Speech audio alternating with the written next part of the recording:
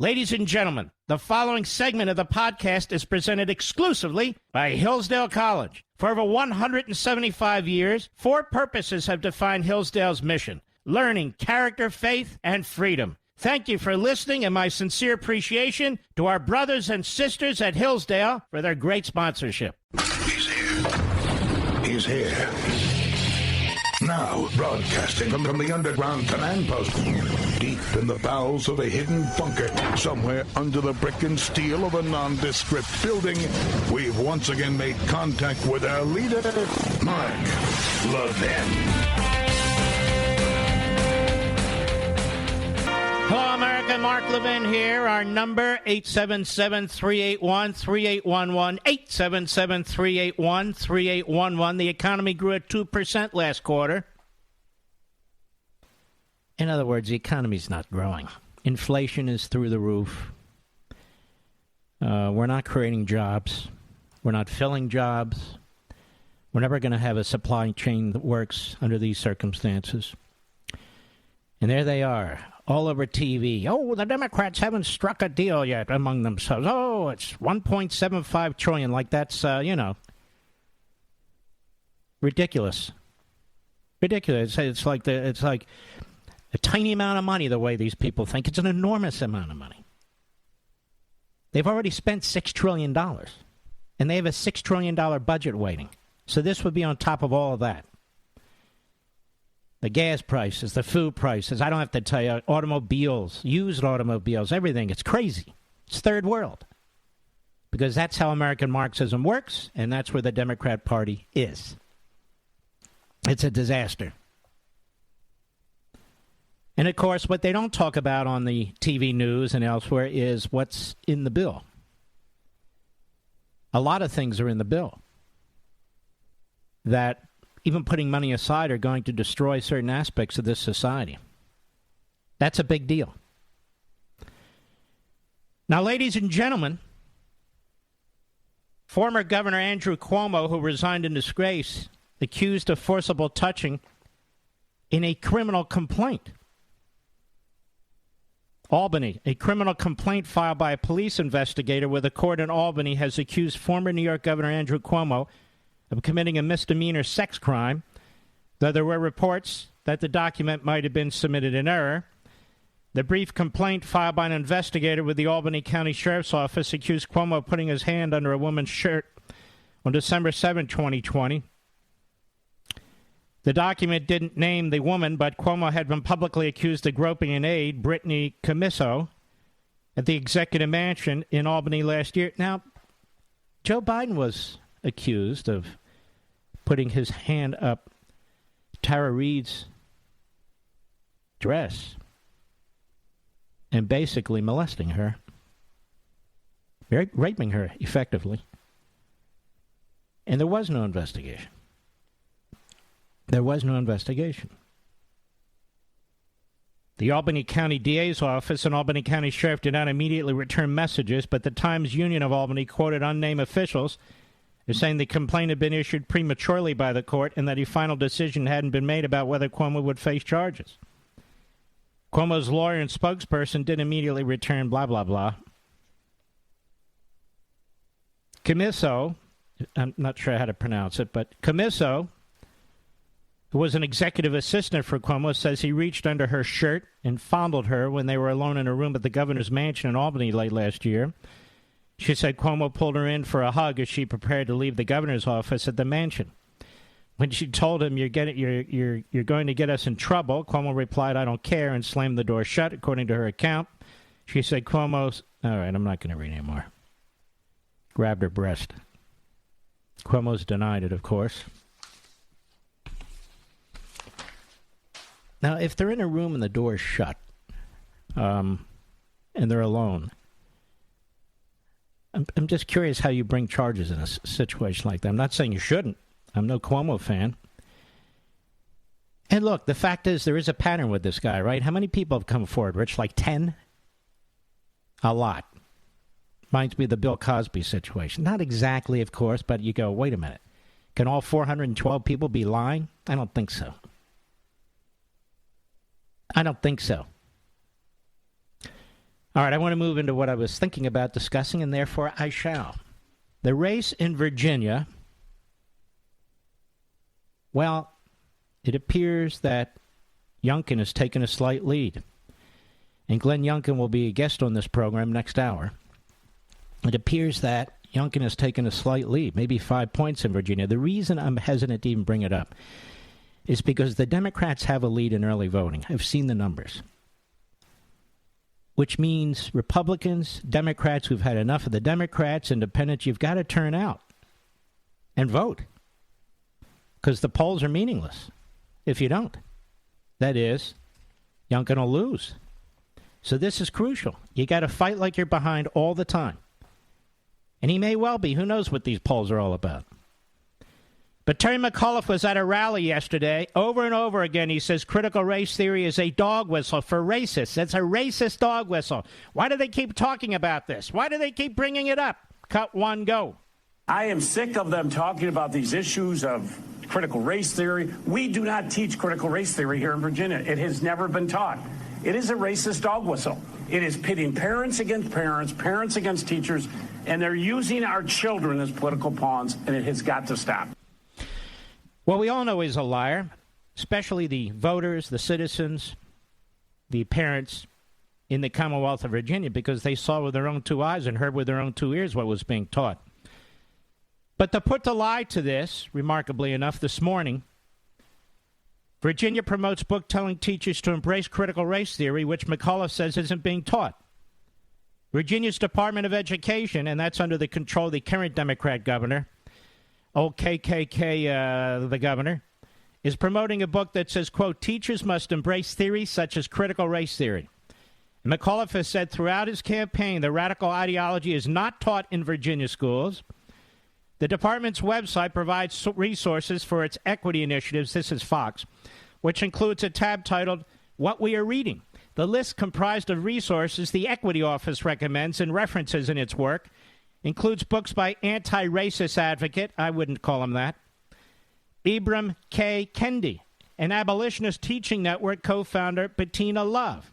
These are radical leftists who push this racist ideology. Maybe we should send a copy of American Marxism to the Virginia Board of Education, Mr. Producer. Lastly, teachers must embrace, it says, theories such as critical race theory, settler colonialism, black feminism, disability, critical race studies, and the other critical theories that have the ability to interrogate anti-blackness. And Love wrote in, we want to do more than survive abolitionist teaching in the pursuit of educational freedom. This is one of the books being pushed by the Education Department in the Commonwealth of Virginia. The book was 6th on the Virginia Department's list and was also promoted in a March 2020 newsletter. While the inclusion isn't evidence that critical race theory is being taught in state schools, Love's book provides guidance for educators, stating that teachers need to question whiteness and do away with phrases like work hard and be nice. Now, there's more than enough evidence that it's being taught. There's no question it's being taught. They're in the second phase of it being taught now. A second phase.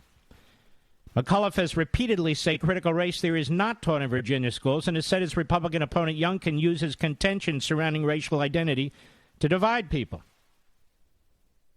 He previously said claims that critical race theory was being taught in Virginia schools was a right-wing conspiracy. No, it's a radical Marxist left-wing reality. Reality. The Virginia Department of Education's website said Ed Equity Virginia Initiative is focused on establishing equity targets, measuring equity outcomes, and implementing systemic policy and regulatory changes. My God. Have the nuts taken over. It also said an equity office within the department is charged with leading efforts to advance education equity, eliminate achievement gaps, and increase opportunity, and decrease disproportionality in student outcomes. So in other words, this is how they get rid of merit. This is how they get rid of, top schools that teach top students and so forth. And this is how a society dies. You dumb down the level to the dumbest level. Now, the equity program includes a variety of resources, including an audit tool used to determine whether a school is hitting certain standards. If, for example, asks whether the student code of conduct includes an anti-racism statement, or if language was removed from the code that categorizes racial justice movements, Black Power, Black Lives Matter, La Raza, as racist, hate speech, or controversial. No, you can't do that. Now, at the top of its reading list, which included Love's book, the department states that the books are the resources of the Office of Equity and Community Engagement references in the development of our work, as well as texts we recommend. At the bottom, it states some of the links to the Ed Equity Virginia pages lead you to websites not associated with the Commonwealth of Virginia.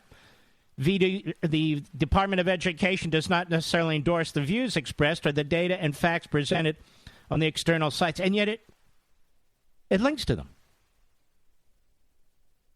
And yet it links to, and the same department that issues that says we do not teach critical race theory when they were questioned by Fox News. Oh, we don't teach it. He did not address questions, the spokesidiot, about whether the ideology is taught in schools or administrators incorporated into their policies. In addition to explicitly endorsing critical race theory, Love's book promotes other racially charged changes to the education system. She says teachers need to be taught how to question whiteness and white supremacy, how to check and deal with their white emotions of guilt and anger, and how these all impact their classrooms. Teachers must demand the end of high-stakes testing and the yelling of slogans at dark children, such as knowledge is power, work hard, be nice, and no excuses, because all you need is grit. And Virginia isn't alone in its involvement with this book by Love. The Biden administration previously promoted a handbook published by an abolitionist teaching network, which is what she's involved in, the activist organization she helped co-found.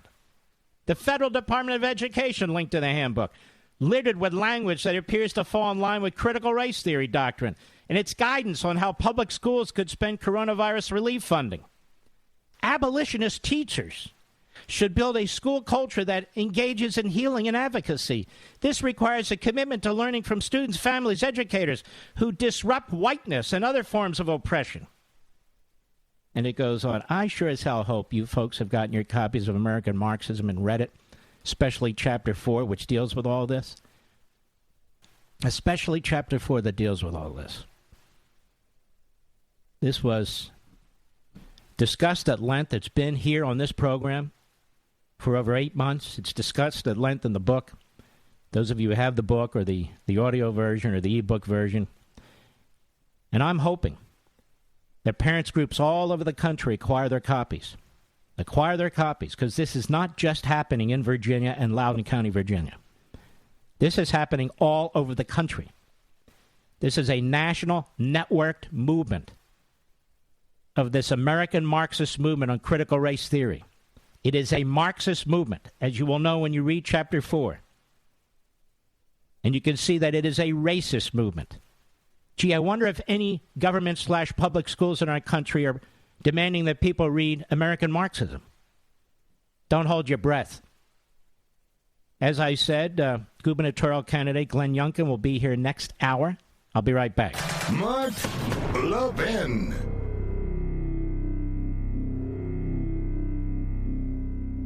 Are you worried about America's future? Times of trouble are full of reasons to despair. But those who built and have preserved our country didn't despair. And if we're going to do our part, we need to draw on the books, the history, and the ideas that gave our forefathers and mothers strength and inspiration. Hillsdale College was founded in 1844 to teach these things, and it teaches them still today. The great news is that we can all study these things along with Hillsdale College professors right in our homes. Through Hillsdale's free online courses, we can study the history of our civilization, the wisdom of ancient and Judeo-Christian philosophers, and the writings of Shakespeare and Mark Twain. We can reacquaint ourselves with our Constitution. We can learn how the Constitution has been undermined, and more importantly, how it can be recovered. My friends, as we fight in defense of family, faith, and freedom, let us draw on the best of the past with Hillsdale's guidance to save the greatest nation on earth. Begin learning today at ləヴɪn4hillsdale.com. That's L-E-V-I-N for Hillsdale.com.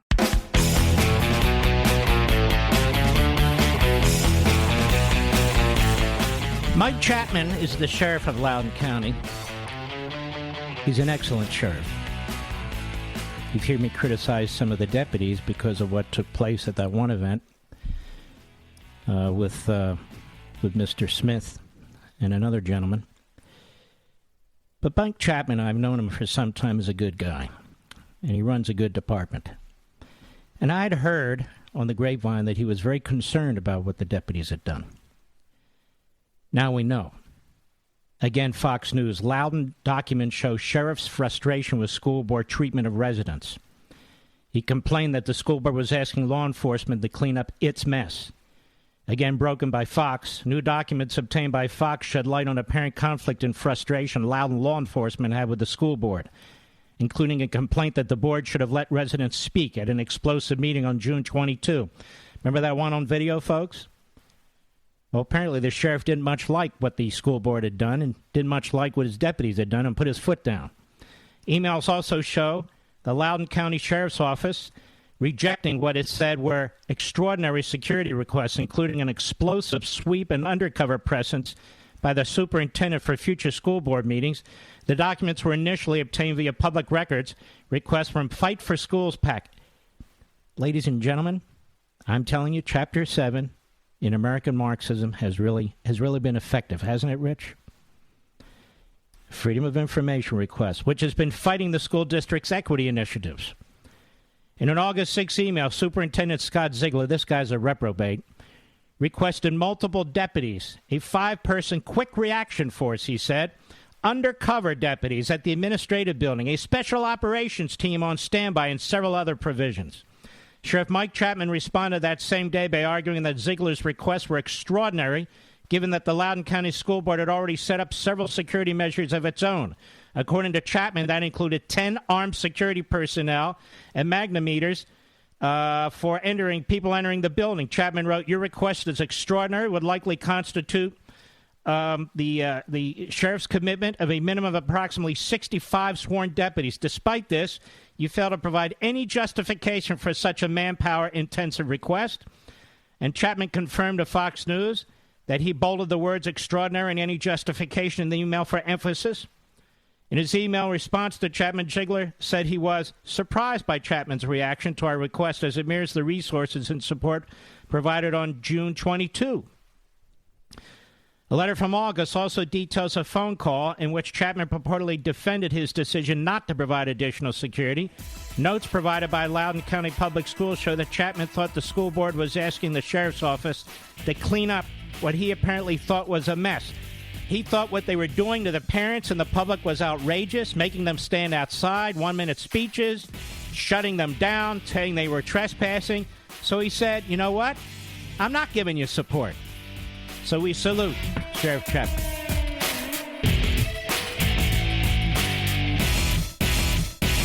Are you worried about America's future? Times of trouble are full of reasons to despair. But those who built and have preserved our country didn't despair. And if we're going to do our part, we need to draw on the books, the history, and the ideas that gave our forefathers and mothers strength and inspiration. Hillsdale College was founded in 1844 to teach these things, and it teaches them still today. The great news is that we can all study these things along with Hillsdale College professors right in our homes. Through Hillsdale's free online courses, we can study the history of our civilization, the wisdom of ancient and Judeo-Christian philosophers, and the writings of Shakespeare and Mark Twain. We can reacquaint ourselves with our Constitution. We can learn how the Constitution has been undermined, and more importantly, how it can be recovered. My friends, as we fight in defense of family, faith, and freedom, let us draw on the best of the past with Hillsdale's guidance to save the greatest nation on earth. Begin learning today at ləヴɪn4hillsdale.com. That's L-E-V-I-N for Hillsdale.com. Mark Levin, the research arm of conservative media. Call in now, 877-381-3811. In Texas, a parent physically assaulting a teacher, ripping off her mask, and it goes on and on and on. These are not routine people incensed or angry. These are people who are acting out their feelings in a violent manner over and over again. The same people we see on airplanes and other places, same people, some of whom we saw here on January 6th. So when you responded as quickly as you did to that school board request, did you have second thoughts after they sent a follow-up letter saying they didn't agree with their original premise in their first letter? Senator, I think all of us have seen these reports of violence and threats of violence. That is what the Justice Department is concerned about. That was little Dick Durbin of Illinois, the number 2 Democrat in the Senate, comparing parents who are law-abiding but have signs and are vociferous to people who are physically abusing each other. That's how they view you. They view you as militia. They view you as neo-Nazis, as Klansmen. That's what the Democrat Party thinks of you. That's what Terry McAuliffe thinks of you. And Virginia needs to send a message. I don't care what party you're in. You cannot vote for McAuliffe for that team. You need to send a message throughout this country that these schools belong to the communities, not to the Democrat Party, not to the radical elements in the Democrat Party, not to the teacher union thugs, the educational bureaucrats, the pernicious school boards in many cases, and these superintendents. They belong to the community. They're not called NEA schools. They're not called AFT schools. They're not called Democrat Party schools. They're called public schools. They belong to the public. And the people who are raising hell at these school board meetings, not one of them has come in with a Molotov cocktail that I'm aware of. Not one of them. Not one of them has set fire to an elementary school or a middle school or a high school that I'm aware of. Not one of them. Not one of them has torched police cars or security vehicles outside the buildings, or thrown frozen water bottles, or aimed lasers into the eyes of school board members and so forth and so on. That would be Black Lives Matter and Antifa and other reprobates who supported Joe Biden for president and are part of the Democrat militia wing, in my humble opinion. These parents and other citizens who are protesting at these schools are not mostly peaceful. They're entirely peaceful. It's just that this monopoly doesn't like the fact that parents, taxpayers have awakened to what's taking place. And it is crucially important that in the state of Virginia, and by the way, the state of New Jersey and other places, that people turn out and vote. Polls are not enough. Oh, the poll shows that Youngkin's leading. Good. But if you don't vote on election day, he loses. Because the Democrats vote often and they vote early.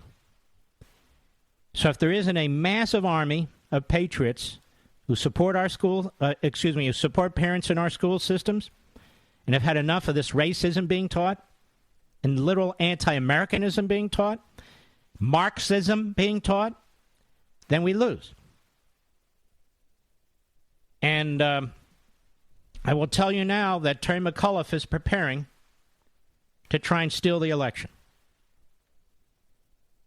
McAuliffe spends big in final days on sanctioned lawyer who sued to overturn Iowa House race. Remember this guy, Mark Elias, that I've told you about? Remember how he went into state after state after state? How they used dark money to change the election laws for the 2020 election? Guess who just hired this reprobate? Terry McAuliffe. Mark Elias has a long history of representing Democrats in high-profile election matters, Ron Blitzer writes for Fox News. Virginia Democrat gubernatorial candidate McAuliffe's campaign has made a late-game push before the election, spending nearly $60,000 on a high-profile attorney known for representing Democrats and masterminding some election-related legal challenges. How do you think Al Franken got into the Senate? This was his lawyer. They stole that race from Norm Coleman. Remember Norm Coleman, the senator from Minnesota?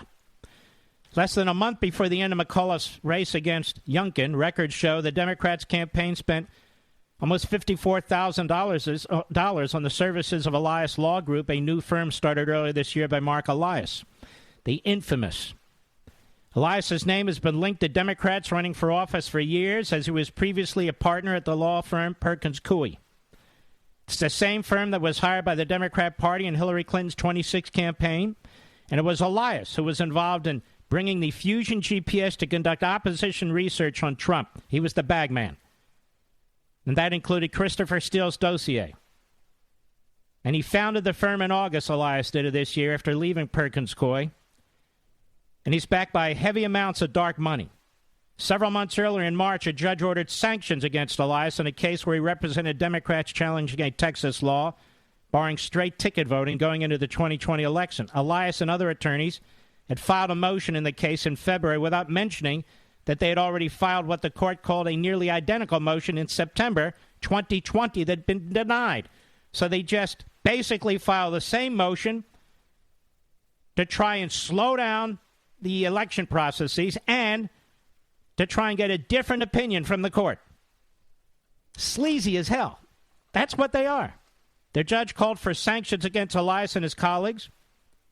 The court said the attorneys are also encouraged to review the applicable section of the model rules of professional conduct. And just days later, House Republicans accused Elias of having a serious conflict of interest when he represented Iowa Democratic candidate Rita Hart in her effort to overturn the results of her extremely narrow loss to Republican Representative Mariannette Miller Meeks. GOP members' House Administration Committee said Elias had a conflict because he and Perkins Coie also represented half the Democratic committee members who'd be deciding the case. Fox reached out to McAuliffe's campaign, but they did not immediately respond. Elias's former colleague, Michael Sussman, has now been indicted on criminal charges for allegedly lying to the FBI. So you can see the sleaziness here. Now McAuliffe has brought that into Virginia.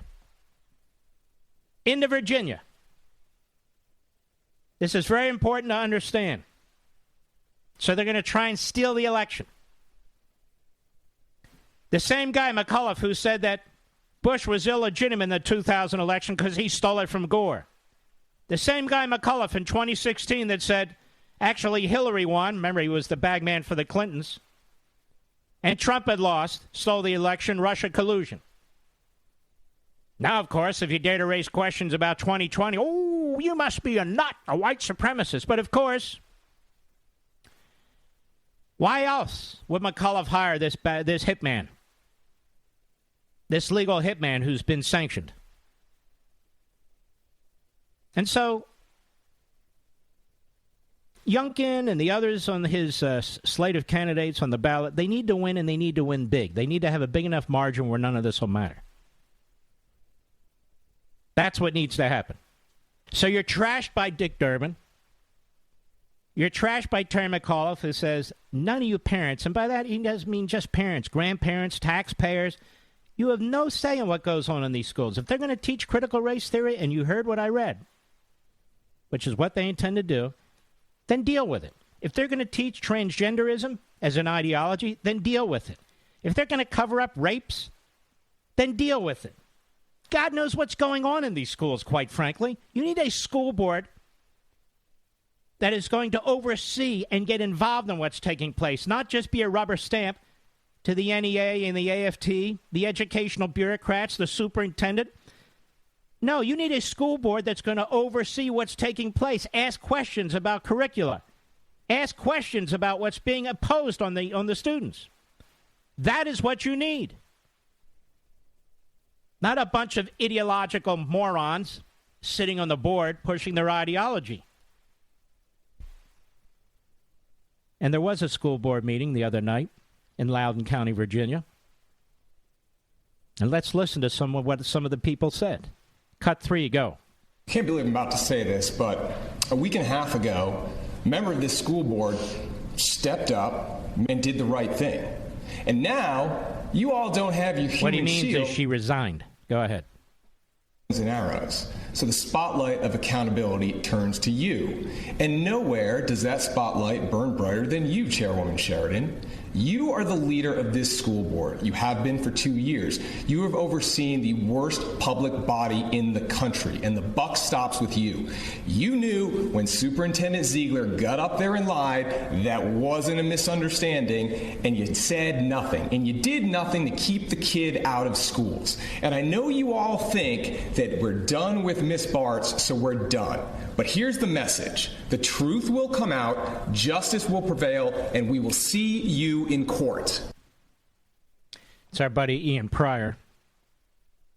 Now, a mother at the Loudoun County School Board meeting. Cut 4, go. Most alarming, this past spring, my daughter was cast in a play which was to be performed in front of our community, where 4 adults met up to have group sex. Neither the principal nor the teacher followed policy 8610, and my daughter was exposed to content that greatly traumatized her. I reached out to Mr. Sirotkin for his help, and he assured me he would take care of it. I never heard back. Is anyone on this board concerned about the safety of our children? If not, resign. They all get 1 minute, you see. Another mother, Loudoun County School Board meeting. Cut 5, go. I am asking you guys, if you have any shred of decency, to go ahead and vote to remove from the NSBA. I'm also going to ask for all of your guys' resignations. On top of that, I'm also going to ask for the resignation of the state superintendent, James F. Lane, and Viola Garissa, who also set up to send a letter to the NSBA trying to stop us parents from going forward. I have 3 children in this district, okay? My oldest goes with her friends and they do buddy trips to the bathroom. This is what you have caused through your lack of inaction and protection. Disgusted with all of you. And a father, go. I expected more honesty and integrity out of the people sitting up on this dais. Every single one of you should be ashamed. Scott Ziegler, you're the highest paid employee in the county. I think you should live up to the position. We've asked and asked and asked and asked for transparency and dialogue and discussion. We've asked for a town hall. Obviously, there's reasons why you don't want to have a town hall, because you don't want to answer the tough questions. I implore you all to next week sit up here, face the hard questions, answer from the citizens, the parents, the relatives of those of the county and the children. I expect you guys to be able to handle hard questions. And if you're not willing to do so, you shouldn't be sitting up there. And to Denise Corbo, fly in from your remote location, wherever that is, and be in here in person. You're elected officials. Act like it. Raise the freaking bar and have some integrity, all of you.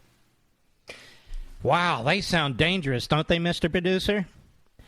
One more. Cut 7, another father. Go. This is my first time speaking at a school board meeting, but I can no longer remain silent. I have 4 young daughters, the oldest of which just entered Loudoun County Public Schools. I'm extremely concerned about the sexual assaults which occurred. A school should be a safe place for children to come, not a place for the highest levels of leadership of the school district to cover up what happens in the district. Let me get this straight. A high school student sexually assaults another student, and the penalty is to move him to another school with an ankle brace. That's lunacy. What is also lunacy is lying to the victim's father in a public meeting about it, and then he's the one that gets in trouble. That is calling good evil and evil good. Your policies are contributing to creating an unsafe environment in the schools. I do not want boys in my daughter's bathrooms. I do not want boys on my daughter's sports teams. How can I, as a father, trust you as a superintendent and you as a school board to keep my daughter safe at school? Why would I want to entrust you with all of our daughters once they become school age? The answer is I can't. Dr. Ziegler, I ask you to resign, and all the board members, I ask you to resign as well.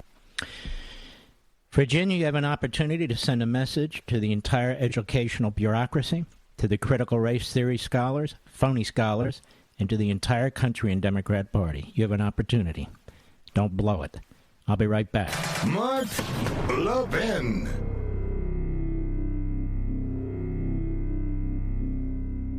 Are you worried about America's future?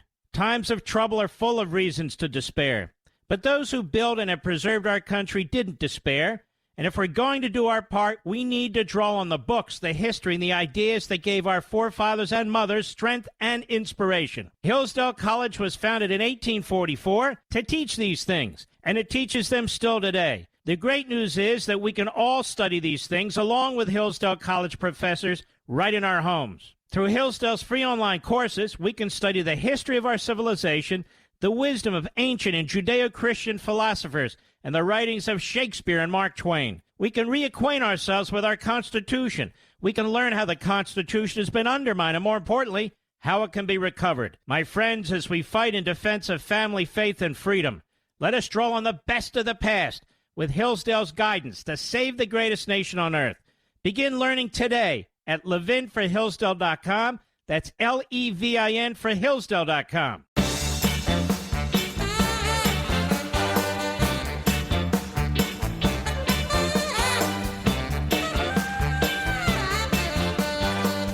When I started writing this book, how long ago now? A year and a half ago? More than that. And I delved into chapter 4, which is actually the first chapter I wrote, starting off with critical race theory. Nobody was talking about critical race theory except Mike Gonzalez at Heritage and Chris Rufo. I believe he's with the Manhattan Institute, but in any event, that's pretty much it. And then I started talking about it at great length, having done the research that I did. Now it's everywhere. Do you know why it's everywhere? Because of you. At school board meetings, wherever you go, because of you. 1.1 million copies of this book sold, or audio, or what have you. And it's completely ignored by the phony intelligentsia. Because they have to ignore it. Because it's their Achilles heel. And I want to thank those members of Congress, there's a handful now, who are using the word Marxists. That's what we're dealing with. And they're brave to use it, but that's the word. Chapter 4, American Marxism, the first sentence. The foundational question, what is critical theory, from which these other critical theory Marxist movements sprang? And right from there, we jump into critical race theory. The history of critical theory, the philosophy behind these movements, who was responsible for them, and how it turned into critical race theory, how it wound up in our colleges and universities, how it's now wound up in our politics, and my God, in our elementary schools and middle schools and high schools. It's all right there. It's all right there because 1.1 million of you have either listened to the audio or have read the book and are familiar with it, attending school board meetings and speaking out. God bless each and every one of you.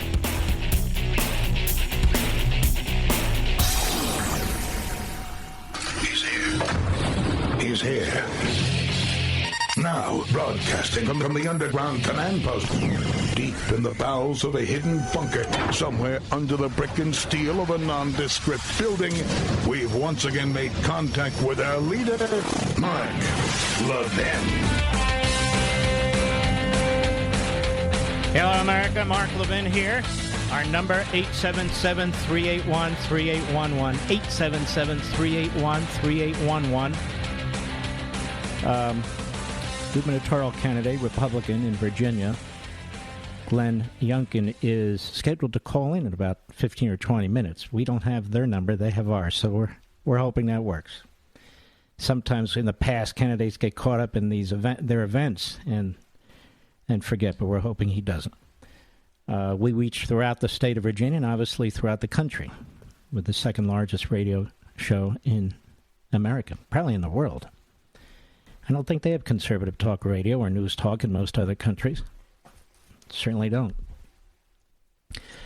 Yeah, North Korea, they like MSNBC. They're particularly hung up on the Morning Schmo show. They think it's fantastic. They would. And he probably is doing the show just for them. Now, remember what critical race theory is. What is it? What's the history of it? The history of it, again, it's in Chapter 4, but I'm not going to read from it. I'm just going to discuss it with you. It comes out of something called critical theory. Critical theory was a theory developed by, among others, communists at the Frankfurt School. And it is a theory that was developed that suggests that all law is really illegitimate because all law reinforces the dominant culture, reinforces those already in power. So critical theory, notice again the word theory, argues that, and again, this is a thumbnail sketch, that all law is not just, that all law is not legitimate, that all law is not civil, because, again, it is used by the existing power structure, the dominant power structure, to reinforce and uphold the society that it has created and that it rules over. Well, among others, a gentleman by the name of Herbert Marcuse escaped Nazi Germany, came to the United States. He was a communist, a Marxist, part of the Frankfurt School. Although he was never in Frankfurt, he was in Heidelberg. Regardless, And he started to stir things up. He became a tenured professor, 3 different Ivy League schools. And he developed, first of all, he was confounded. He was upset. He said, I don't understand. And he was struggling with it. First of all, why Hitler was able to overtake after the Weimar Republic and not communism. It was something that confounded him. He was also concerned that Marx had suggested that the Industrial Revolution would also result in the proletariat, the people rising up and overthrowing the government and so forth. Instead, the Industrial Revolution did the opposite. As we've talked about before, it created a massive middle class.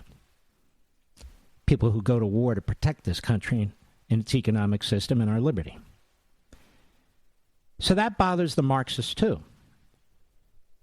So they can't seem to rally a significant percentage of the population to their cause.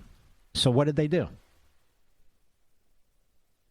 They aimed their cause, among other things, at minorities. Marcuse in particular.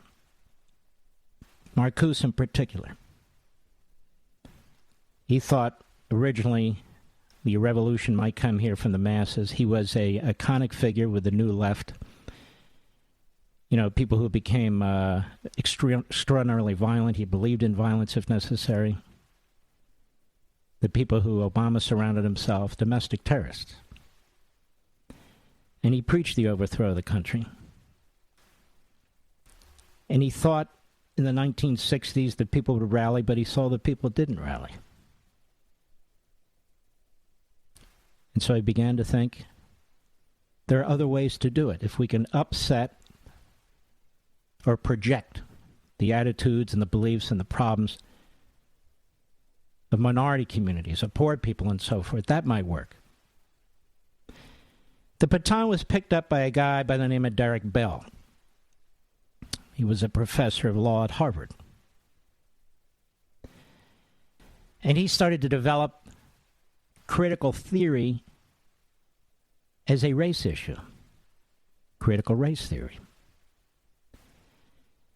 He always felt that he was looked down upon, that he didn't succeed in academia, although he was relatively successful, but that his scholarship was not embraced. In fact, he was viewed as a real whack job by many, including Thomas Sowell, with this fringe ideology he was developing, or expanding on, critical race theory. Taking this notion of law existing for those who dominate the power to the argument that this society exists for the dominant race. White people. And so, again, he was a Marxist. Marcuse was a Marxist. Most of the professors promoting this are Marxists. And this is in the 1970s. So he's promoting critical race theory, particularly in law schools, as a Marxist approach, an Americanized Marxist approach to seize on the past imperfections of society, or anybody's imperfections, anybody's resentment, jealousies, anger, and create a theory around it. The theory being critical race theory. That this society, that the law in the society, that its constitution, even Supreme Court decisions addressing civil rights, even Martin Luther King, we're all wrong. All they're doing is perpetuating the white dominant society. The white dominant society, where white supremacy has been and is being enshrined. And so we must destroy this white dominant or white supremacy, this notion of this society. And this is something that was picked up in colleges and universities not too long ago, 10, 12 years ago. And now you can see it's being pushed by the teachers' unions, by the Democrat Party, in our public school classrooms at a very, very, very young age. It's called indoctrination. It's called propaganda. It's called brainwashing. This is why you see Black Lives Matter. The founders say that they're Marxists. But they embrace critical race theory. All the monuments have to come down. All the books have to be burned. The Democrat Party's all in. Moving monuments from Capitol Hill. Joe Biden signing executive orders enshrining this racist theory. And so until this society adopts an Americanized form of Marxism, it will always be an unjust, white-dominant society that oppresses all other races and ethnicities. And if you're a minority who supports and loves this country and have fought for this country, you're no different. In fact, you're worse. You're part of the problem. This is why black conservatives, Hispanic conservatives, Asian conservatives go down the are really detested. They need to be part of this critical race theory and of the Marxist movement to overthrow the country, to overthrow the system. And the only way you can overthrow the system is to embrace what? Marxism. And this is what I explain in Chapter 4 and what I explain in Chapter 1. Oppressed versus the oppressor. If you're white, you're an oppressor. Even if you personally aren't, it doesn't matter. It doesn't matter if you're the most righteous human being on the face of the earth and you happen to be white. That's not good enough. And they'll tell you, it's not about you personally. It's about whiteness generally. So there's no winning. There's no debate. And this is why I've called this Louis Farrakhan basically dressed up as some kind of an intellectual theory. Louis Farrakhan would agree with every aspect of critical race theory, and that's what your children are being taught. Overthrowing the white dominant culture and society, promoting racism and segregation, because America can never get rid of its past. That's critical race theory. I'll be right back. Mark Levin.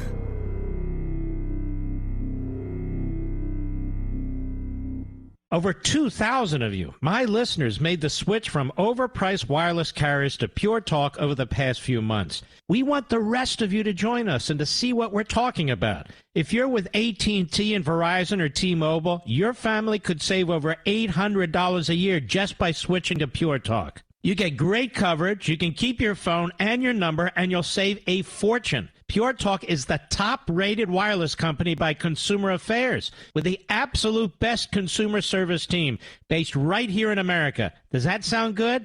Well, it gets better. Right now, get unlimited talk, text, and 6 gigs of data, just $30 a month. And if you go over on data, they don't charge you for it. They don't care. Go to puretalkusa.com and enter promo code Levin Podcast. Again, puretalkusa.com, promo code Levin, L-E-V-I-N Podcast. And when you do, you'll save 50% off your first month. That's puretalkusa.com, promo code Levin Podcast. Pure Talk USA, simply smarter wireless.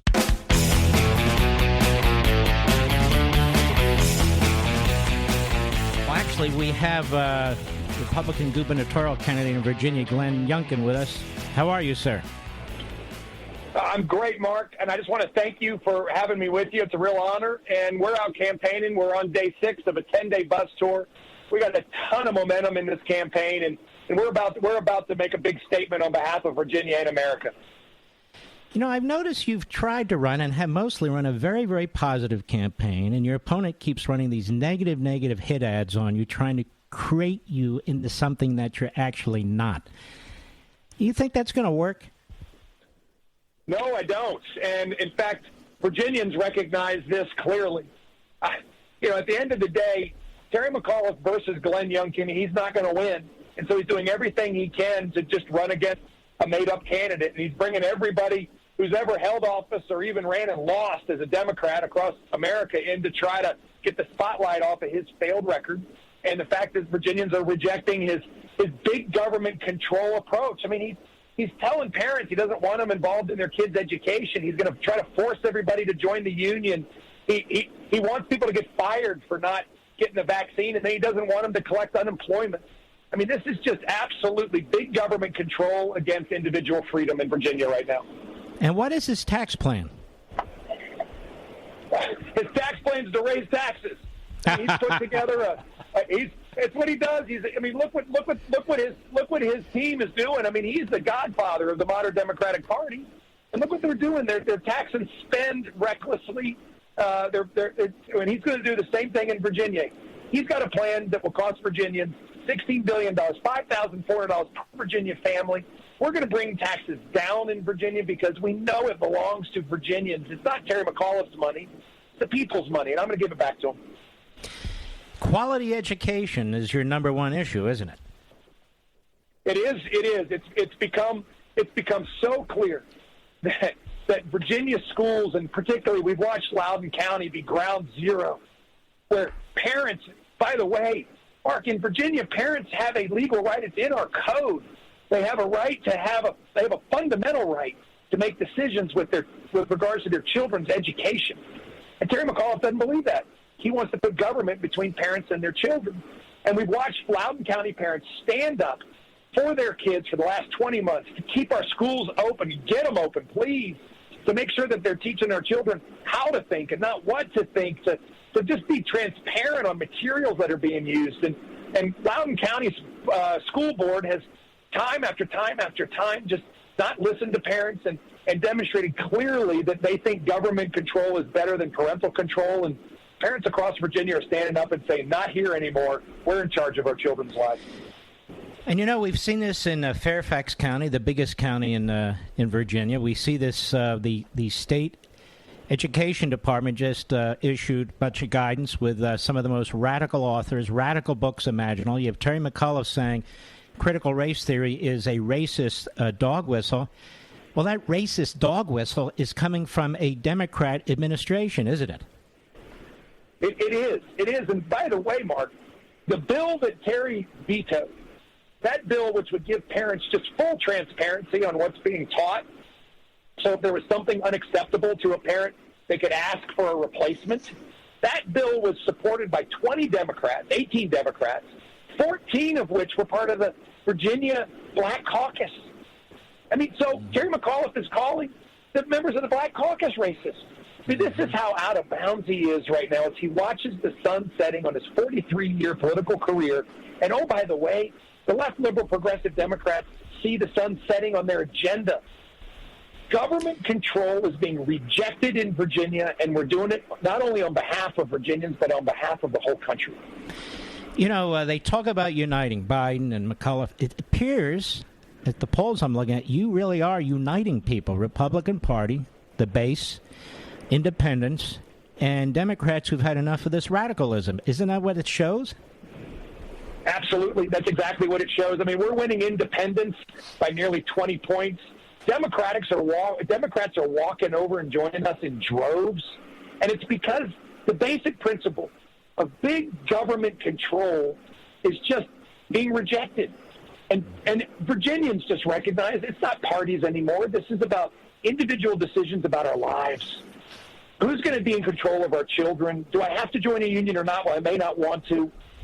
What if I don't want my taxes to go up and I have no say? You're just going to raise them. You're going to raise them anytime you want, and then now Virginia's become a high-tax state. It used to be a low-tax state. Virginians are rejecting full out, and this is the most wonderful thing to be part of. I feel honored. This is Terry McAuliffe and big government against Virginia, and Virginians are going to win, and I just feel so honored to be part of it.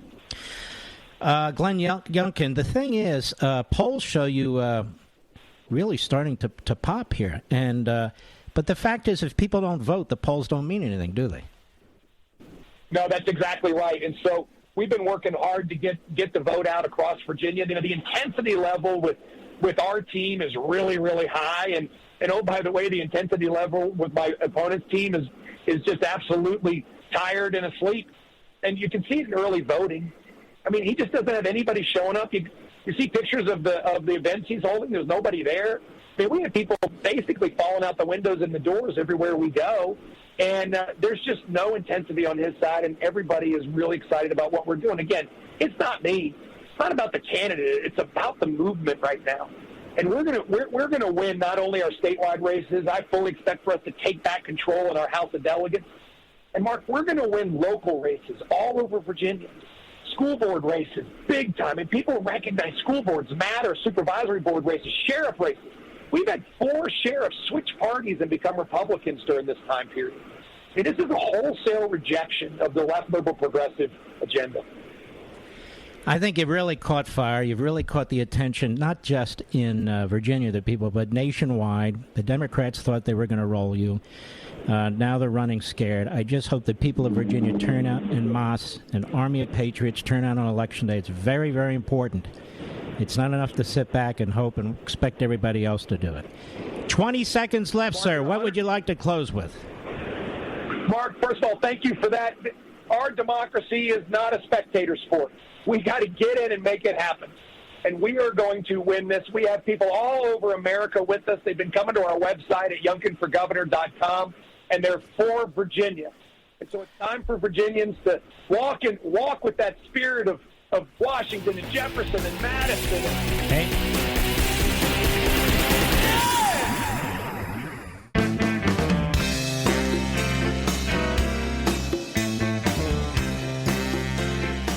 The establishment's worst nightmare.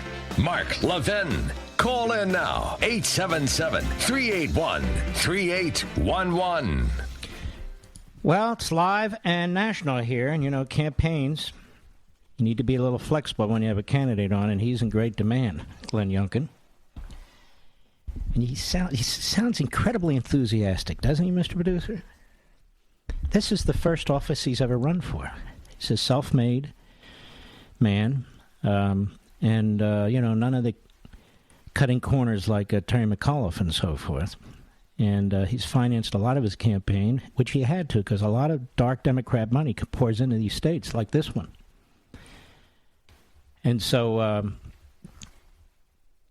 we'll see how it goes. And the other candidates running, too. Sears, who's running for lieutenant governor, and Miaris, who's running for attorney general. Fantastic candidates. I mean, they really have done quite a job here, so we'll see how it goes. But again, any of you states, any folks who have elections coming up, the polls are only as good as the votes. So you got to turn out and vote. It's very, very important. Can you imagine on a Hanukkah, you get 8 gifts or so forth. There's the first gift. It's a gift subscription to ləʻvɪn TV. Perfect. No supply chain problems whatsoever. And it's $89. It's better than a dinner or anything else, and it lasts the entire year. Then the next gift, Mr. Producer. A copy of American Marxism.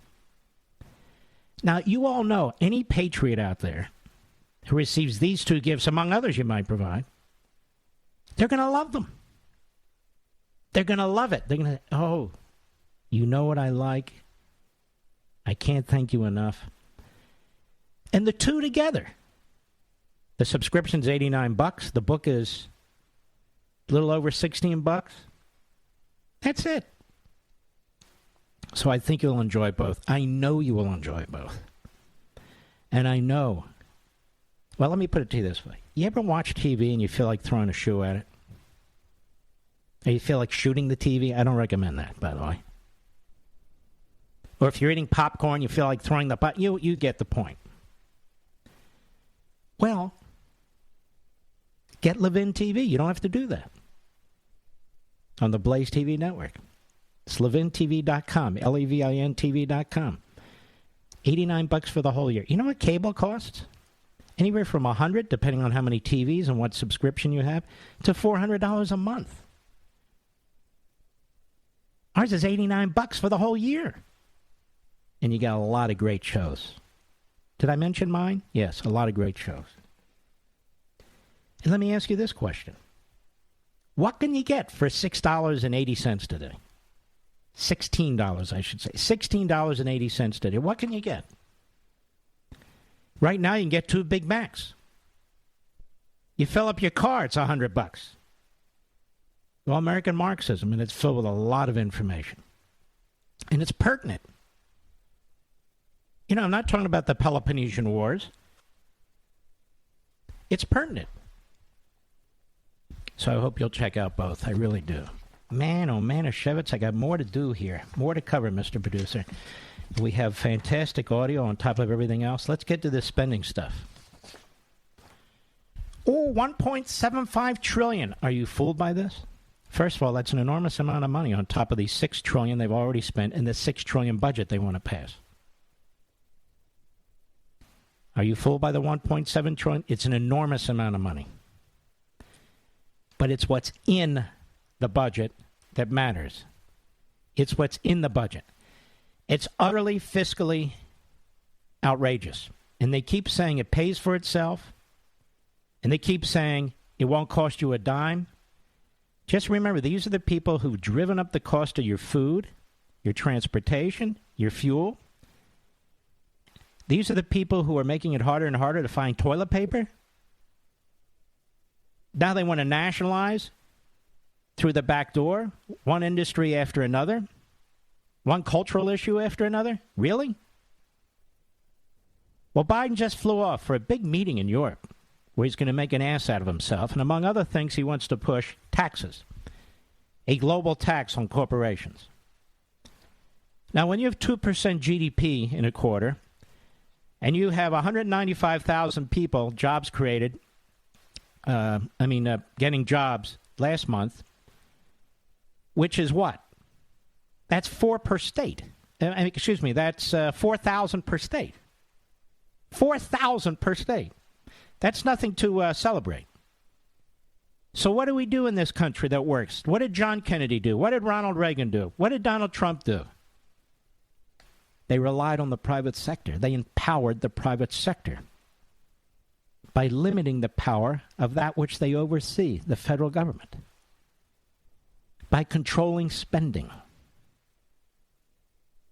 by unleashing the regulations and the taxes that were devouring the private sector. That's how you build the private sector. We do not have a climate change emergency. It's called the Four Seasons. We don't have a climate emergency. These idiots can't tell the weather one day to the next, and yet they can predict the climate 10 years from now. Nobody can do that. None of them. None of them. These are the same idiots who don't believe that they're going to create an even bigger debt when they deficit spend. Here's Joe Biden. Cut 9. Go. As I said before, these plans are fiscally responsible. They are fully paid for. They just lie and lie and lie through his yellowing dentures. Go ahead. They don't raise taxes on anyone making less than $400,000 a year. Let's stop there for a second.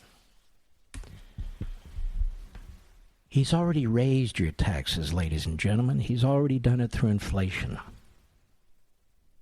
He's already raised the cost of living through inflation. That's a tax. When you tax a production facility, it adds the cost onto the product that they're producing and selling to you. Whether it's a pizza, whether it's an automobile, whether it's a home, whatever it is, the end user, the consumer, has to pay the difference. They're driving up costs all around you. When you fill up your car or your truck, you see it. When you go to the grocery store and you buy meat or chicken or a bottle of wine, I don't drink, but you understand, even ketchup, which I love, the prices are through the roof. Have you driven through a fast food takeout lately, a McDonald's or a Burger King or anything? You get a Big Mac with big fries and a big soda. It's almost $9.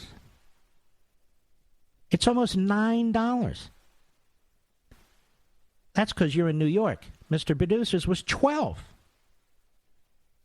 Now, as much as people attack fast food, do you know how many people need fast food to subsist?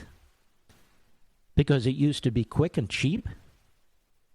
Now it's slow and expensive. This all happened in the last 10 months. The last 10 months. So your salaries aren't going up like this. Some of you are losing your jobs because the government has put the shoulder on these corporatists to fire you. Or mayors are firing their police forces and their firefighters, first responders. 2% GDP growth, 2%. 2%. And we're firing people.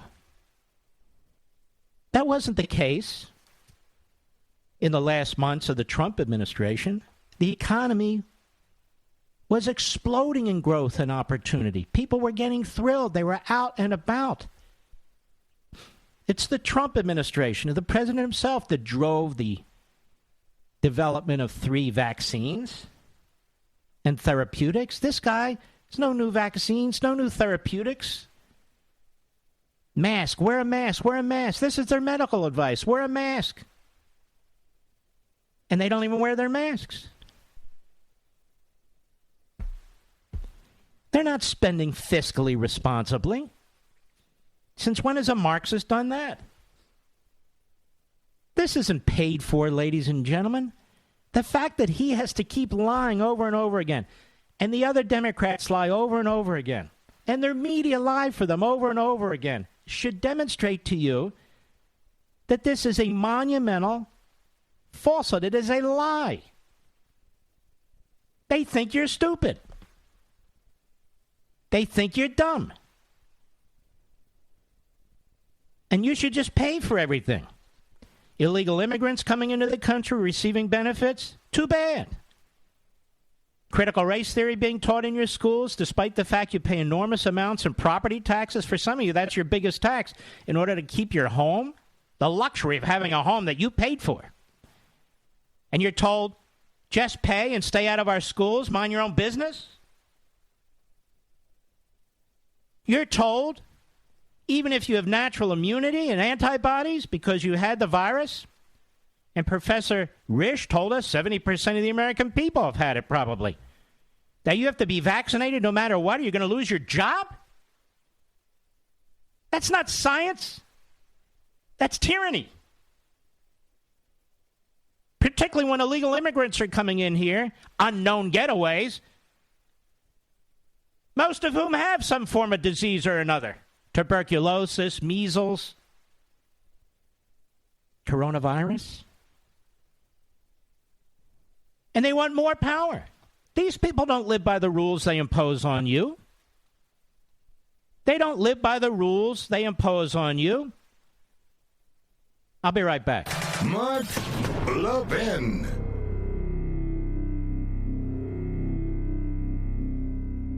Over 2,000 of you, my listeners, made the switch from overpriced wireless carriers to Pure Talk over the past few months. We want the rest of you to join us and to see what we're talking about. If you're with AT&T and Verizon or T-Mobile, your family could save over $800 a year just by switching to Pure Talk. You get great coverage, you can keep your phone and your number, and you'll save a fortune. Pure Talk is the top-rated wireless company by Consumer Affairs, with the absolute best consumer service team based right here in America. Does that sound good? Well, it gets better. Right now, get unlimited talk, text, and 6 gigs of data, just $30 a month. And if you go over on data, they don't charge you for it. They don't care.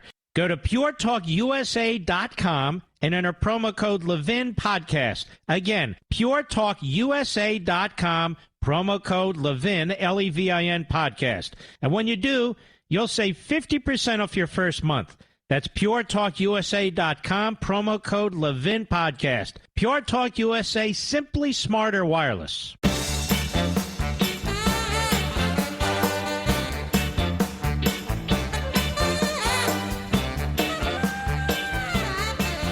Let's move to 12, Mr. Producer. We have Debbie Dingleberry, isn't that her name? Wasn't she married to that guy? What was his name? Her husband used to hold this seat. And his father held the seat. Ah, the memories. The Dingleberries. Well, she was on CNN today. Cut 12. Go. I think one of the challenges is this morning when the president is expected to come to our Democratic caucus at 9 o'clock is nobody knows, and I'm not even sure the speaker knows what's in the bill, what's out, what the revenue sources are going to be. Oh, I don't know what's in the bill, and I don't know what the revenue sources are going to be. But Joe Biden today said this. Cut 11, go. I ran for president saying it was time to reduce the burden on the middle class. Well, has he reduced the burden on you folks in the middle class? No. He's pushed you to the edge. Go ahead. The backbone of this nation, working people and the middle class. I couldn't have been any clearer from the very moment I announced my candidacy. That's why I wrote these bills in the first place. He didn't write a damn thing. He can't even read the damn bills. What did Debbie Dingleberry just say? Nobody knows what's in the bill because the bill hasn't been written. And then this clown says he wrote the bills. That's why I wrote the bills. That's why I wrote the... Where am I? What am I doing here? No questions. They'll get mad at me. Where am I going? Go ahead. I campaigned on them. And the American people spoke. This agenda, the agenda that's in these bills, is what 81 million Americans voted for. No, it isn't. No, it isn't. And you don't know what's in the bill, and you didn't write the bills. And we're all still sitting around waiting for all the details. Oh, no, we have a framework. I don't want a framework. I don't even know what the hell that means. Framework? Framework. Is that the name of a framer, Mr. Hey, we're at the frameworks over here. No, I don't think so. This guy. He can't even put his left foot and right foot, one in front of the other anymore. And when I wrote the bills, one of the bills is like 2,400 pages long. Does anybody believe he wrote the bill? Oh, yeah, I just wrote wrote it. And he campaigned on this. No, he didn't. He campaigned as a so-called moderate. But nonetheless, even Debbie Dingleberry, look up Dingle. We got to find out what the husband's name was, Mr. John Dingleberry. That's right. And his father's name was John Dingleberry Sr., I think. What's that congressman's name in northern Jersey? I can never get his name right. Gottheimer Schmidt. You know that song? John Jacob Gottheimer Schmidt. His name is my name, too. Whenever we go out, people want to shout. John Jacob Gottheimer Schmidt. Is that his name? Yes, okay. But Debbie Dingleberry just said nobody knows what's in the bill. I'm not even sure the speaker knows what's in the bill, what the revenue sources are going to be. We don't know. I wrote the bill. I can't blame them. They wrote it for me. And yet they cut us out of the process. No committee hearings. They don't lay the bill out so you and I and millions and millions of Americans can determine what's in it. People are sick and tired of this guy. They can't stand him anymore. They know he's a buffoon. They know he's a liar. The radicals in the Democrat Party are pushing this agenda. Did we vote for AOC and Presley and Baker and Schmaker and Bush and Rudolph? No. Did we vote for them? I didn't. Did you? No. Did we vote for Nancy, San Francisco, Eva Pelosi? No, we didn't. How about Schmucky Schumer? No. It's a big country out there, you know. I'll be right back.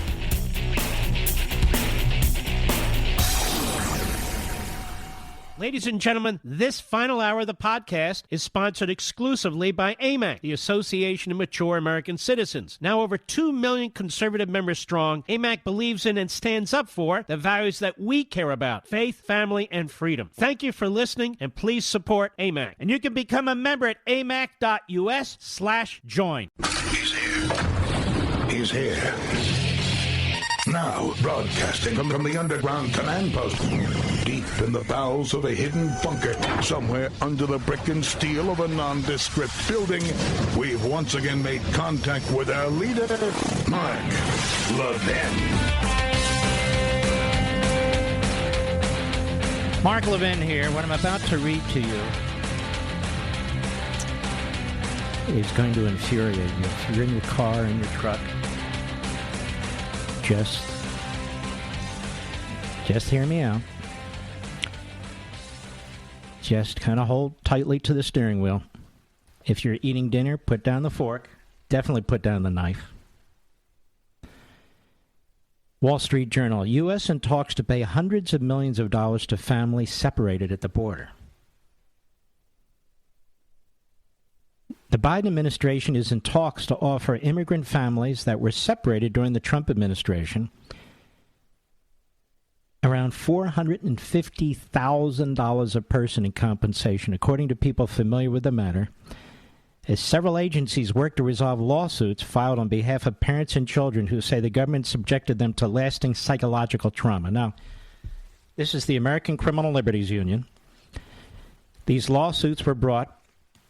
The reason children were separated from adults is because, obviously, and we talked about it at the time, it is impossible to know if those are really the parents or if they're sexual predators or if these children are being sold into the sex trade and so forth. And so you have to separate them for a period of time.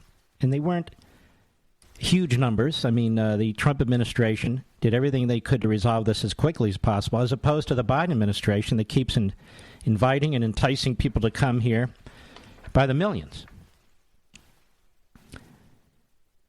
Department of Justice, Homeland Security, and Health and Human Services are considering payments that could amount to, ready for this, close to $1 million a family.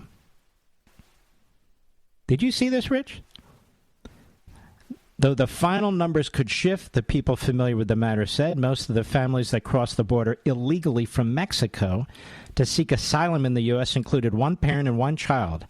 Many families would likely get smaller payouts depending on their circumstances. Now, can you imagine the incentive for people now to come into the United States? They view us as such complete suckers.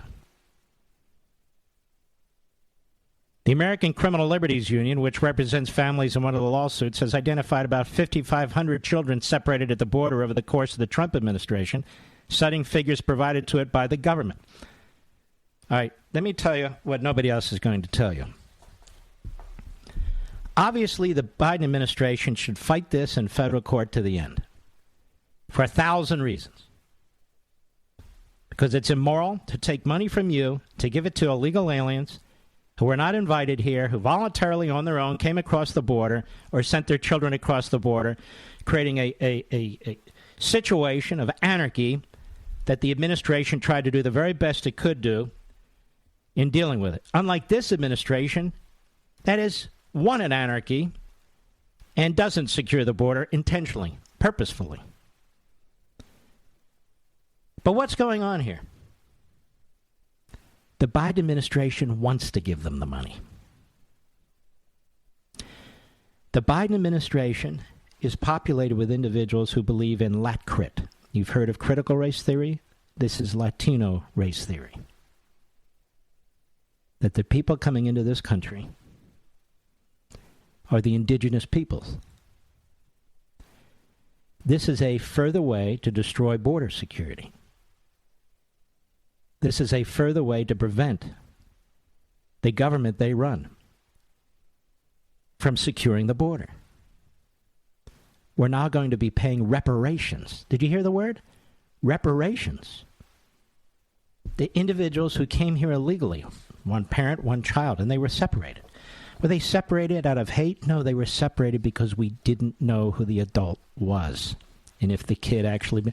Look, in a lot of cases, it's not the child of the person who brings them across the border. They describe mental health problems, trauma, anxiety, fear of strangers, nightmares. So why do they keep coming? Let's see here. It says here, the lawsuits seek a range of payouts, with the average demand being roughly $3.4 million per family. Lawyers for the families and the government have told courts overseeing the cases that they are engaged in settlement negotiations. So there's no need to be involved in settlement negotiations. There's no need to be involved in negotiations of any kind except for the fact that this administration wants to take billions and billions of dollars out of the pockets of the American people, or further debt that will fall on the shoulders of your children and grandchildren, to pay illegal aliens who came here, may I say, illegally, broke U.S. immigration law. And now they're going to be paid reparations because of negotiated settlement arrangements that are being made by the Biden administration. Ladies and gentlemen, if we don't throw these bastards out, this isn't going to stop. Whether it's Virginia or New Jersey, wherever it is, this has got to end. This country is dying from within, and it's dying from within without the consent of the American people. I dare say there's not 5% of the American people who agree that up to $1 million should be paid to illegal aliens as reparations for them coming into the United States illegally. Not 5%. $1 million. Because the ACLU and the radicals in the Biden administration are laughing all the way. All the way. What's a couple billion when you're spending $12 trillion? Shocking. Absolutely shocking. The truth is, if there were justice, people would be paying us for the cost involved in securing the border, in feeding, in housing, in protecting, and then releasing into the United States. We're going to pay reparations? Is this a joke? No, it's not a joke. It's unbelievable, is what it is. Unbelievable. And now they want to spend trillions more. God knows what's in this bill that they want to pass. We sure as hell don't know.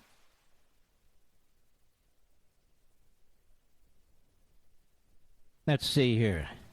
The potential payout could be over $1 billion. In his first weeks in office, they write, Mr. Biden pledged to reunite the separated families. He's separating families right now. A DHS spokeswoman referred questions to the Department of Justice, where a spokeswoman declined to comment. Isn't that interesting? That's why they won't comment. They don't even want you to know about it. Then they have the discussions have been at times contentious. No, they haven't. This is an inside deal. The ACLU working with the Biden administration to rip off you and me, Mr. and Mrs. Taxpayer. That's what's going on. Reparations for illegal aliens? If this country survives, and it may not, this will be one of the reasons it doesn't. Can you imagine historians 1,000 years from now writing about the fall of the United States, the rise and fall of Rome, the rise and fall of America? This surely will have to be one of the reasons. Open borders and reparations.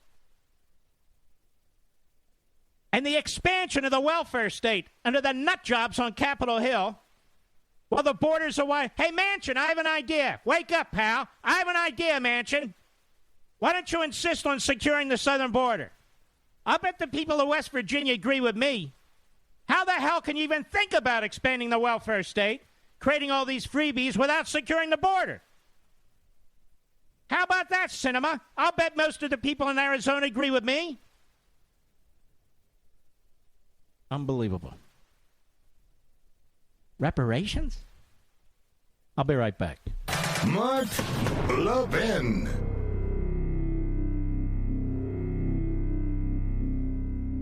AMAC, the Association of Mature American Citizens, is one of the fastest growing organizations in America. Now over 2 million conservative members strong, and I'm one of them. AMAC believes in and stands up for the values that we constitutional conservatives care about. More than talk, AMAC fights. A full-time presence in Washington, AMAC pushes back against reckless spending, disasters like Medicare for All, and the expanding reach of the federal government. And beyond advocacy, joining AMAC gives you access to a wealth of benefits and discounts, including special member-only rates on car insurance, travel discounts, cell phone plans, and a hell of a lot more. And if that's not enough, you'll get AMAC's bi-monthly magazine, full of insightful articles on issues that matter to most of us. we conservatives. As I said, I'm an AMAC member, and you should be too. Join today at amac.us. That's AMAC.us.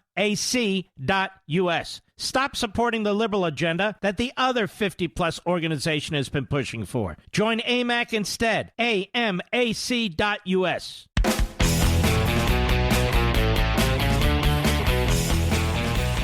There's a mayoral race, in New York City. And the candidate that I've endorsed is Curtis Sliwa. Curtis, how are you, sir? Oh, doing great, Mark. Going 24/7, 365 now to November 2nd. And a lot of Levinites out there have heard you extol my character, my background, your support for me. And they come up to me and they say, hey, Mark, he's like your number one supporter. So I appreciate the tactical air support, Mark. You got it, brother, because I know you'd be a great mayor. And I know the guy you're running against is a phony. I'll give you a perfect example. Has he defended the firefighters or the cops or the emergency personnel against the current mayor who's seeking to lay them off by the tens of thousands? No. In fact, one of the female leaders of the fire department, great African-American woman, said that today in that rally that I attended. She said, how dare you, Eric Adams? You used to be a cop. You're abandoning your fellow comrades who now will be fired. There will be 10,000 less police officers if they don't take this shot by tomorrow, and they're not going to take the shot. They will be fired. They will not be able to feed their families, pay their bills, unless they get vaccinated. And I got to tell you, we got to end these mandates. We encourage vaccination. I'm vaccinated. Most people are vaccinated. But there are people who, for religious or medical reasons, can't get vaccinated, have antibodies because they already had the coronavirus, and some who just don't trust the government. Wow. Isn't that a crazy idea? Why would you trust the government? And so they're going to be fired. Remember, Mark Levin, after 9/11, these were the heroes. These were the men and women who put themselves in peril. Many of them died. Many of them died later from all kinds of toxins that they inhaled. They were heroes. Now we're making them zeros. This includes the police department, who, remember, had $1 billion taken out of their budget to fund it. They were turned into zeros, and now more insults added to the injury. And teachers, municipal health care workers, same thing, they've been fired. Sanitation men. This Mayor de Blasio is like Michael Corleone in The Godfather. On his way out the door, he's settling all scores. And Eric Adams is Bill de Blasio 2.0. He agrees with this. He agrees with firing all these heroes. When I'm mayor on January 2nd, I'm bringing all these workers back. They're being rehired. They're getting back pay. And we're going to have another parade through the Canyon of Heroes for these men and women who had their rights violated. I want everyone to know that they're superheroes, not just heroes. And Curtis, you make an excellent point. People have medical maladies. People have religious reasons. People have antibodies, natural antibodies, because they had the virus. And then you've been vaccinated. I've been vaccinated. Isn't the whole point, if I'm vaccinated, then I shouldn't have to worry that much? Isn't that the whole point of being vaccinated, whether it's the flu, whether it's whatever it is, chicken pox? Let me tell you, Mark, how crazy this has gotten. Last Saturday, I went to vote at a polling location, early voting. I didn't have to show a vaccine card. I didn't have to show personal ID. Imagine the privilege that should demand that you show some form of ID. Went across the street with my wife, Nancy, got a burger and some fries. Before I could do that, I had to show a vaccine passport and personal ID. There is something out of whack with all of that. And plus, if I wanted to go to New Jersey instead of New York City, I don't have to show any identification to go to a restaurant. We are crushing small businessmen, small businesswomen. We are draining the life out of New York City that is in need of life support.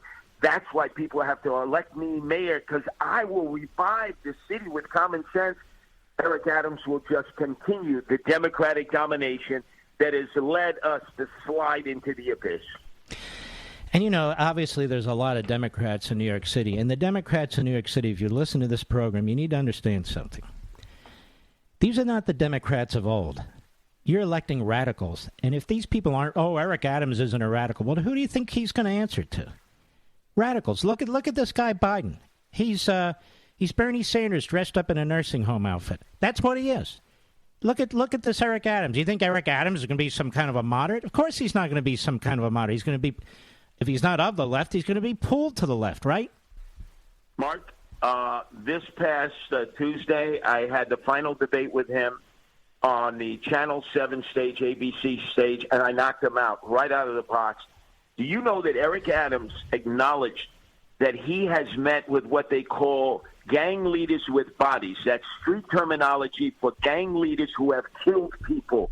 He said he's met with them on a number of occasions, wants to incorporate them into public safety at City Hall if he's elected mayor, and yet has not once met with any of the police unions. How can you be law and order when you're meeting with domestic terrorists who have killed people and you want to elevate them so that they're equal to the police? And yet he won't tell us which gang members he met, what gangs he met with, and what promises he gave them. And I'm telling you, this is what you do with gang members, especially if they're murderers. You lock them up, throw away the key, you remand them to jail, no bail. They'll never see the light of day. That's the difference between Curtis Sliwa and Eric Adams. And what's Adams' plan to keep people in New York so they're not all running to Florida? What's he going to do about that? Nothing. Well, in fact, he said if he's elected on January 2nd, he's not even going to be in New York. He's coming down to Florida. He's going to tell them, you can all come back to New York now.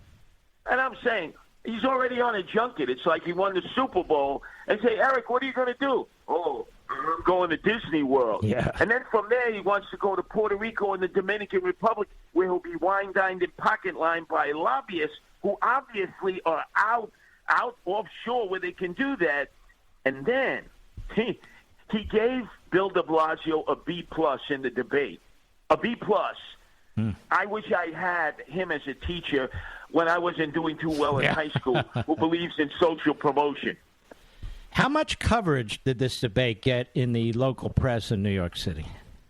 Oh, it got a lot of coverage because it was like mixing ammonia and bleach. I was at him right out of the box. Here it is, Mike. Within 2 years, we still don't know where this guy lives. Still don't know where he lives.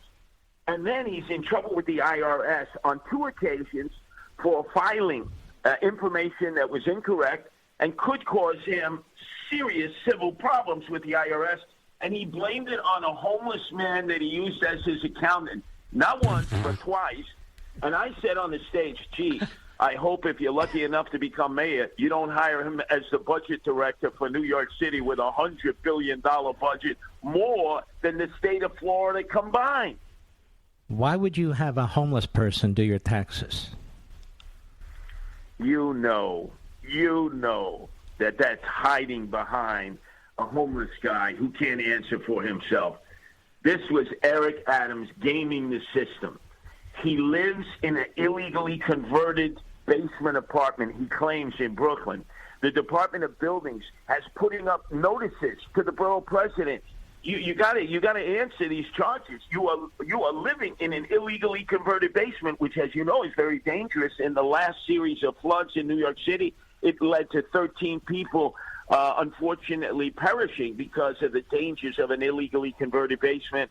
I'm telling you, this guy is an enigma, and more importantly, depending on what audience he's talking to, he says to them whatever he thinks they want. All right, Curtis, there's still time for people to help you. Where do they go?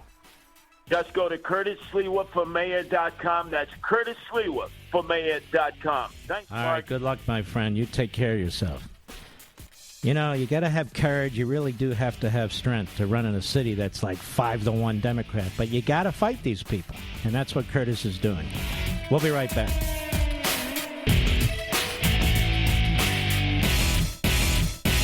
AMAC, the Association of Mature American Citizens, is one of the fastest-growing organizations in America. Now over 2 million conservative members strong, and I'm one of them. AMAC believes in and stands up for the values that we constitutional conservatives care about. More than talk, AMAC fights. A full-time presence in Washington, AMAC pushes back against reckless spending, disasters like Medicare for All, and the expanding reach of the federal government. And beyond advocacy, joining AMAC gives you access to a wealth of benefits and discounts, including special member-only rates on car insurance, travel discounts, cell phone plans, and a hell of a lot more. And if that's not enough, you'll get AMAC's bi-monthly magazine, full of insightful articles on issues that matter to most of us, we conservatives. As I said, I'm an AMAC member, and you should be too. Join today at amac.us. That's AMAC.us.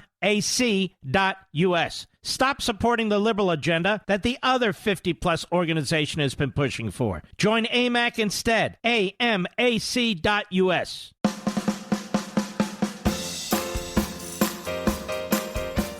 Just in time for Halloween, the Chuck Schumer and Nancy Pelosi nightmare continues. Call in now, 877-381-3811. Yeah, but those aren't masks. They were born with those faces. Now, the first responders. Remember how we used to celebrate them? Remember how we used to celebrate these people? 9/11 and thereafter? Remember how we used to celebrate the grocery workers? Now it's, yeah, fire the bastards. Yeah. Who cares if they go? I just wish there was a way to target those who have that attitude so that they would have no police support, no firefighter support, and no emergency personnel support. So they were on their own. Because as a result of these policies, that a-hole mayor in New York, and he's not alone, these governors and so forth, and the dummy that just flew off to Europe, the mannequin, they're going to get people killed. It's because of their policies that crime is through the roof. And now when you call, you need an ambulance, and usually a fire truck or two comes with them, or if you have a fire or something like that, it's not going to be answered, or it's not going to be answered as quickly. That's what's going on. They are nationalizing Minneapolis. They're nationalizing and imposing it on the whole country. These are ideologues, these mayors. They are Marxists. They are Democrats. They don't care about human beings. They care about government. They care about programs. They care about having the power to re-engineer society. They don't care about individuals. They could care less. Talk about the middle class. They're worried about the middle class. They're worried about blue-collar workers. They call you white supremacists, even if you're not white. They just jacked up your gas prices by critically attacking our fossil fuels industry. Illegal aliens are pouring into our country. MS-13, sex trades going on, drugs by the God knows how much. But even if none of that were occurring, we have a right to decide who comes and who doesn't. I'm just telling you, folks. People getting fired if they're 10, 20, 30, 40 years on the job? Matter of fact, I'm going to switch course here, Mr. Producer. I want to do two things here. DeSantis. First of all, you know what's going on in Florida, ladies and gentlemen? Florida now has the lowest coronavirus case rate in the entire country. DeSantis has an open economy, an open school system. He's crushing the teachers' unions. He will not tolerate firing of firefighters and police officers and emergency personnel, people who don't have vaccinations. He encourages them, but he also really does understand science. If you've had this virus, you have the antibodies, there's no reason to take the vaccine. Period. And if you've been vaccinated, we're told you're safe. A small percentage of people, as we know, are not, but the vast majority are. Now, DeSantis, who has the freest state as a result of his policies, now has the lowest coronavirus case rate in the entire country, which is why they don't report it. Without mandates or lockdowns, without mask requirements, it's the lowest. And hospitalizations have plummeted in the state of Florida. And they have a fairly senior population. How does it happen? He says it's been accomplished by, among other things, monoclonal antibody treatments and vaccines widely available throughout the state while protecting Floridians from government overreach. That's the answer. But not in Washington, not in these damn blue states, not by these Marxist politicians. It's the lowest in the country, which is why Mumbleface, Biden never brings it up anymore. The lowest in the country. And yet, look at this. It's unbelievable. You have people who actually were saving the city on 9/11 being fired today. Meanwhile, Anthony Fauci is with Katie Couric yesterday. She is a complete thug, and yet so is he. And nobody has asked Anthony Fauci, how do you explain the results in Florida? How do you explain them? Because he can't. Can't explain how little puppy beagles are being killed under his watch? Tortured. Or how that Wuhan lab, the leak that we funded in part through another left-wing group out of New York. But listen to this. Here's Fauci. Cut 17. Go. We know we can deal with the Delta variant really quite well. My concern is that if we allow there to be smoldering infection into the fall and into the winter because those 93 million people are not getting vaccinated. Ladies and gentlemen, the vast majority of those 93 million people who have not been vaccinated have had the virus. So he's a liar. He needs to get the hook. He needs to get the hell out of there. He's been in Washington as long as Dumbo. That is Biden. This guy, he peddles falsehoods, half-truths. I can get you expert after expert out of Yale, out of Stanford, out of Princeton. Expert after expert out of Oxford. I'll tell you this guy's off his rocker. Yes. And the media lie. These media shows, CNN and MSNBC, NBC, ABC, CBS, these morning, they just lie and lie and lie. So I'm calling on them all. Can you please explain Florida? The guy from Deliverance, the Morning Schmo, can you explain Florida? And Deliverance's wife, can you explain Florida? How about Fake Tapper? How about D. Lemon? How about Fredo? Well, Fredo's got other issues now. Over there at MSLSD, a lineup of frauds and freaks and phonies. They can't explain Florida. They don't even want to talk about Florida right now. Why the hell do you think people are talking with their feet? Big time. The Attorney General of the United States, a.k.a. one of the campaign leaders for Biden, was really taken over the hot coals the other day by a series of excellent questions. And let's start with Senator Tom Cotton. Cut 22, go. You've cited as the basis for that directive the National School Board Association's letter of September 29th. Was that directive being prepared before September 29th, before the School Board Association letter was issued? I don't believe so. Certainly I didn't have any idea. So it was only prepared okay, I think that answers the question. I already answered that question So you keep citing the school board letter and news reports. That's right. One of the news reports cited in that letter, which you presumably mean, is from Loudoun County, Virginia. No, that is not what I was talking about. Well, you keep citing news reports, and that's the most prominent news report that anyone in America has seen. That refers to Scott Smith, whose 15-year-old daughter was raped. She was raped in a bathroom by a boy wearing girls' clothes, and the Loudoun County School Board covered it up because it would have interfered with their transgendered policy during Pride Month. And that man, Scott Smith, because he went to a school board and tried to defend his daughter's rights, was condemned internationally. Do you apologize to Scott Smith and his 15-year-old daughter, Judge? Senator, anyone who's child was raped is the most horrific crime I can imagine, and is certainly entitled and protected by the First Amendment to protest to their school board about this. But he was cited by the School Board Association as a domestic terrorist, which we now know that letter and those reports were the basis for your... Senator, that's wrong. Shameful. Judge, this is shameful. This testimony, your directive, your performance is shameful. Okay, that's not... Thank God you are not on the Supreme Court. You should resign in disgrace, Judge. Excellent. And so true. Senator Josh Hawley, cut 23, go. Several of my Democrat colleagues have just today in this hearing, multiple times have compared parents who show up at school board meetings, like Mr. Smith here, have compared them to criminal rioters.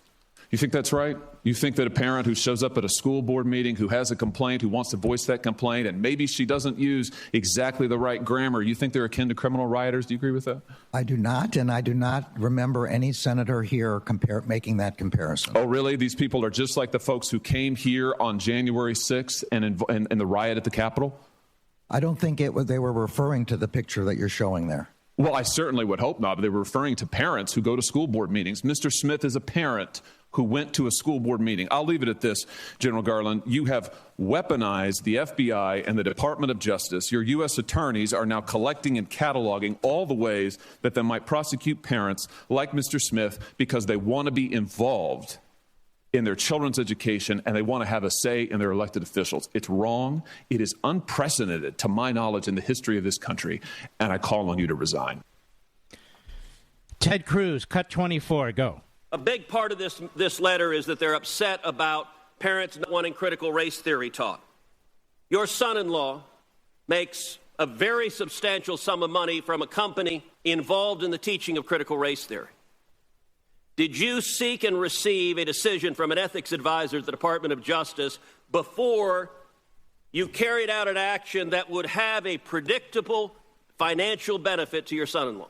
This memorandum is aimed at violence and threats of I just violence. asked a question. Did you seek an ethics? It has no predictable Did you effect seek an ethics opinion? It has no Did you seek an ethics opinion? Judge, you know how to ask questions and answer them. Did you seek an ethics opinion? You asked me whether I sought an ethics opinion about something that would have a predictable effect on something. This has no predictable effect in the way that you're talking about. So if critical race theory is taught in more schools, does your son-in-law make more money? This memo has nothing. If critical race theory is taught in more schools, does your son-in-law make more money? Yes or no? This memorandum has nothing to do with critical race theory. Will you answer if you sought an ethics kind opinion? of curriculum. Will you answer if you sought an ethics opinion? I am answering the best I can. Seek an ethics opinion. This memorandum has nothing. Did you seek an ethics opinion? This memorandum has nothing to do with. General, are you refusing to answer if you sought an ethics opinion? I'm telling you that there's no possible. So you're saying no. Just answer it directly. You know how to answer a question directly. Did you seek an ethics opinion? I'm telling you that if I thought there was any reason to believe there was a conflict of interest, I would do that. But I cannot. Why do you refuse to answer the question? Why won't you just say no?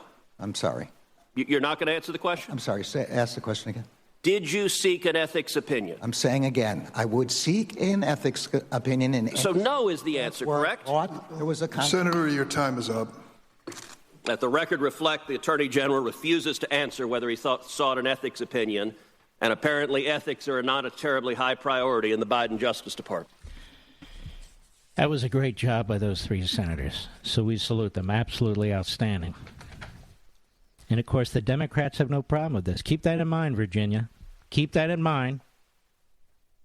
The Democrats are all for silencing parents. The Democrats have no problem with the memorandum coming out of the Federal Department of Justice, threatening parents and other citizens and other taxpayers with the National Security Division, the Criminal Division, the Executive Office of the United States Attorneys, the Civil Rights Division, the Federal Bureau of Investigation, all coming down on their heads. Oh, and a hotline, the domestic terrorist hotline, which will double as a phone that you can use to report parents. That's the Democrat Party. You think about that, Virginia, when you go to the voting polls on Tuesday. And the rest of the country, you think about that too. If you've been a lifelong Democrat, you need to rethink that. This party is a totalitarian party that's being led by the radical Marxists.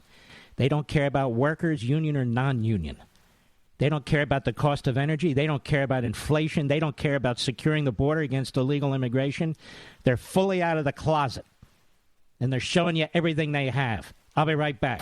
Mark Levin.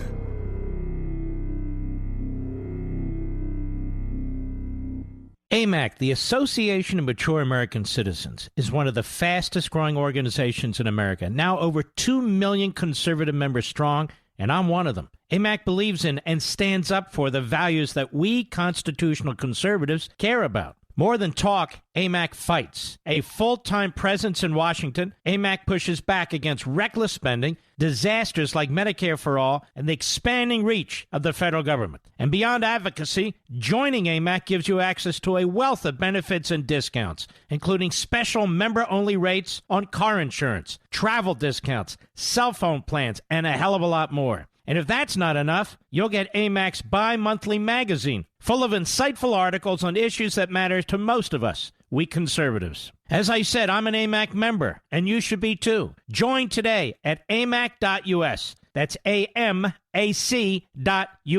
Stop supporting the liberal agenda that the other 50-plus organization has been pushing for. Join AMAC instead. AMAC.us.